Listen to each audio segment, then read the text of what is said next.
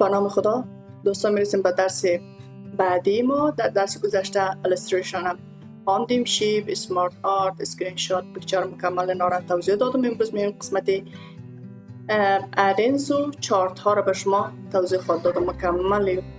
قسمت سپارکلاین، فیلتر، اینا چارت ها رو توضیحات دادم. و گیر ادینز وبسایت هایی هسته که به صورت رایگان بعضی خدمات به شما ارائه میکنه. اگر اینترنت داشته باشین شما رو وصل میکنه به این وبسایت ها و میتونین از اینجا ببینین ویکی‌پدیا مثلا این اد میکنین که باشه. بله، از قسمت مای ادینز اما مورد وبسایتی که از اینجا شما اد کردین ده اینجا برای شما نشان میده. از اینجا میتونین از قسمت گیر ادینز ببینین که چی هست. استور آفیس استور ببینین، مثلا اینجا مواردی که شما میخواین با شما نشان میده، هیچ موردی اضافه نشده. و دوستان میریم روی چارت ها.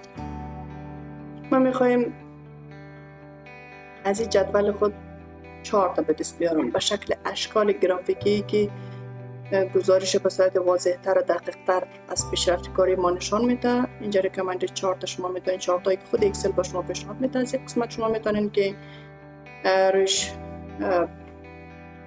اوکی کنین. اینجا ببینین مکمل با ما نشان داده کشوره هسته که ما میخوایم چارت با ما نشان بده. و یا هم میتونین شما از اینجا دیزاین و استایل دیگه به چارت خود در نظر بگیرین به این حالت. و همچنان میتونین از قسمت add elements ببینین. فعلا اگر ما قسمت اکسس کلیک کنم به این حالت اینی اعدادی که اینجا با ما اضافه شد از قسمت اکسس با ما اضافه میشه. و یا هم اگر بخواین هر دو این بخش پایین نداشته باشین میتونین انتکش کنین ولی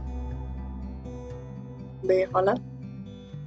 و میخوایم بخش پرایمریش باشه، قسمت باشه به ما نشان بده. و هم اکسس تایتل میتونین در قسمت راست و یا پایینی چارت خود یک تایتل داشته باشین به این حالت. و همچنان میتونین چارت تایتل در قسمت بالا باشه، در قسمت سنتر باشه. قسمت سنتر داخل چارت قرار میگیره و قسمت بالا باشه. و یا همه چارت تایتل نداشته باشه. ما میخوایم چارت تایتل داشته باشه در قسمت که به نام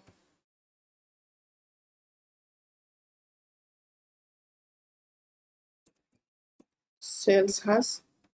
و همچنان دوستان میتونن قسمت دیتا تیبل میتونین دیتا تیبل تا ببینین به این شکل لیفت رایت، به شکل بالا و یا هم پایین میتونین هر کدام اینا را در نظر بگیرین.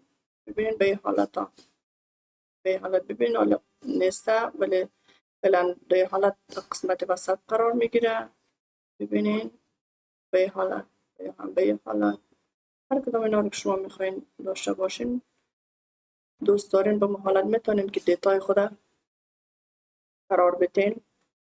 دیتا لیبل مثلا لیجند داشته باشه ببین دوستان، یا نو لیجند و یا هم بله ویت لیجند. اینی چی بر ما ایجاد شد با رنگ سفید گس. و همچنین ایرر میتونین از این بخش ها برای ایرر بار استفاده کنین به این حالت. و گرید لاین میتونین لاین های بیشتر داشته باشه. ببینین لاین های بیشتر اینجا ایجاد شد. و همچنان هر کدام که چی میکنین خانه های بیشتر عمودی و افقی با شما ایجاد میشه. و دراپ لاینز ببینین همین لاینی که سیر سعودی فروشات ما نشان میده و ما اینجا نشان خواهد داد. ببینین این لاین. و همچنان دوستان اینجا کویک لیاوت شما چارت های آماده دیگه هم دارین که اکسل میتونه با شما نشان بده. میتونین از این چارت کار بگیرین، میتونین از این چارت و یا هم از این مدل چارت ها میتونین استفاده کنین. در قسمت سویچ سلکت دیتا شما میتونین دیتای مورد نظر خود مثلا یوکی نشان نده، میتونین دوباره این تغییرات بیارین. و یا هم سویچ کالم میتونین به حالت ببینین درآمد. و یا هم چینج تایپ میتونین حالت های دیگر مثلا از این حالتش میخواین کار بگیرین، تبدیل میکنین چارت خود به این حالت.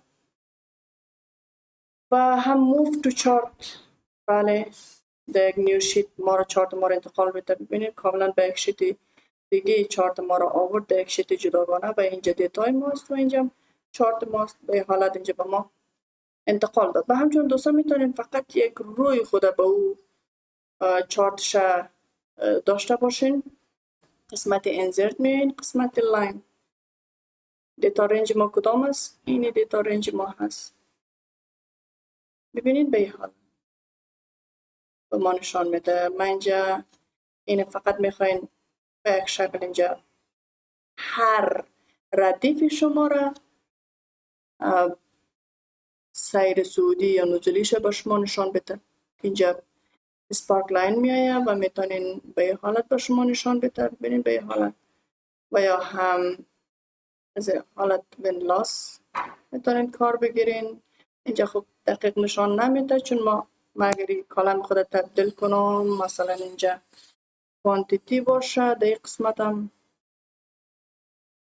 میتونین اگر یک کالم دیگه اضافه کنین که فروشات شما را بیشتر نشان بده. مثلا در شروع بوده 16 17 فکر کنید در یک ماه به این تعداد فروشات داشتیم که بیشتر چارت های ما را نشان خواهد داد. حال شما میتونین که انتخابش کنین میخواین فقط همین کالم چارتش به شما نشان بده. یعنی قسمت انزرت، قسمت لاین، رنج کدام است همین ساحه ما فقط اینی ساحه را ما میخوایم چارتش به ما نشان بده. تا لوکیشنش در کجاست؟ اینی لوکیشنش است.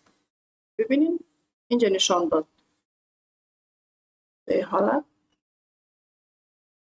و شما میتونین رنگش از اینجا تغییر بدین به هر رنگی که خودتون میخواین. مثلا ببین رنگ سرخ. و یا هم میتونین نقطه اولش باشه به این حالت و یا هم میتونین از این قسمت نیز انتخاب کنین و یا هم میتونین کلیر بگوین پس باشه. و در قسمت سپارلینگ مثلا فرست همی نقطه اول باشه و یا هم نقطه آخری هم داشته باشه. مارکس به حالت مارکدار نشان بده یا فقط اینا را انتیک میکنین اما پایین ترین ساحه فروشات شما نشان بده و یا هم نویگیت پاینتس ببینین این پایینت ها را به شما نشان میده. های پایینت بالاترین نقطه فروشات شما را به شما نشان خواهد داد. و اینی بود دوستا بخش چارت ها شما میتونین از این مدل ها هم کار بگیرین به این شکل برای به دست آوردن چارت یک جدول خود که مدل های متفاوت است که شما نظر به استفاده خود میتونین از اینا کار بگیرین.